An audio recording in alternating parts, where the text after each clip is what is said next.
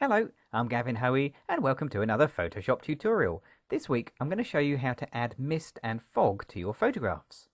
Let's start off with some mist. I'd like some mist rising up from the lake here.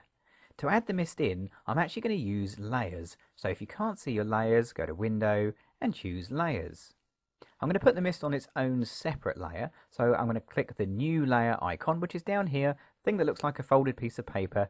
Click that and you'll get a new empty layer.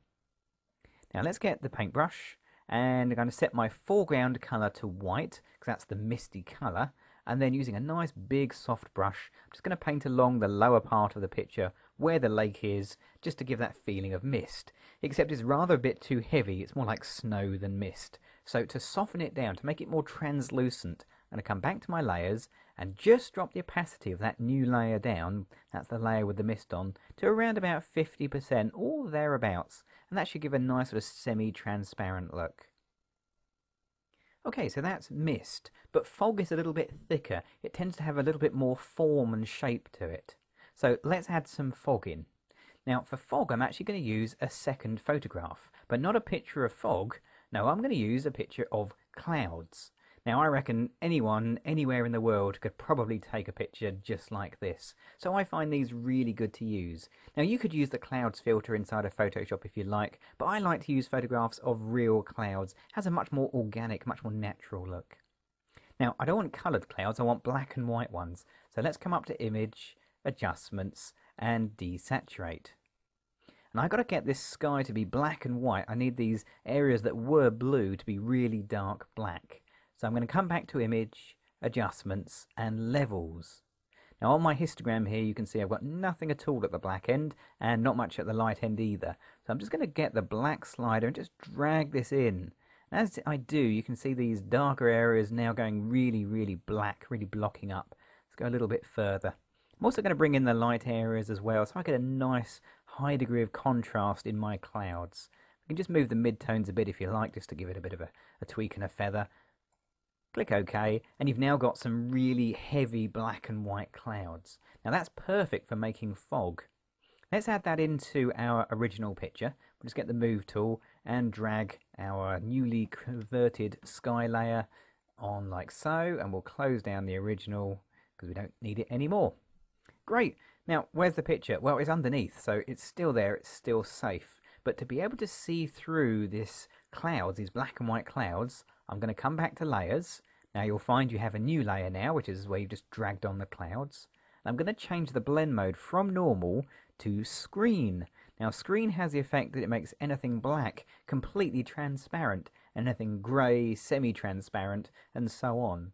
Now straight away you can see that has a sort of foggy effect. But it's way up in the air here, and I want it just to be hanging over the lake. So I'm going to squash this down using Edit and Free Transform. Now I'm just going to grab one of the corner handles or the middle handles here and just squash and resize this until it's about the sort of shape that fits in neatly over the area of the lake, like so. Around about there looks good to me. And we'll double click inside or click the tick just to make that change permanent. So I've squashed my fog down, but it still doesn't look quite right. It's a bit too sharp, and fog is much softer. It's much more fluffy. It's not quite so hard and angular. So let's soften it down by going to Filter, Blur, and Gaussian Blur. Now, how much Gaussian blur should you put in here? Well, probably quite a bit, I think. So let's go up to around about the 30 mark, somewhere around about there, like so. And that softens down those hard edges and gives some nice, gentle, undulating fog. If you've still got hard edges, you can go around with the eraser tool, a nice soft brush, and just erase bits away, just to making sure that you don't have any hard-edged lines in there.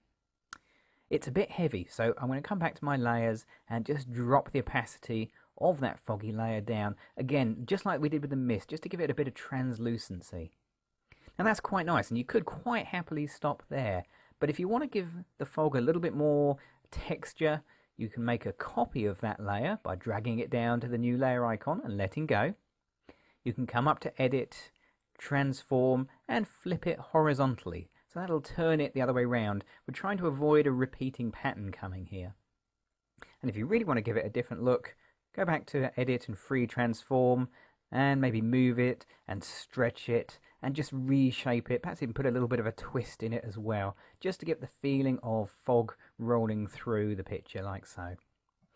You can always come back to your layers and tweak your opacity and changes and bits and pieces in here just to get the effect to look exactly how you want it to go. I'm pretty happy with that.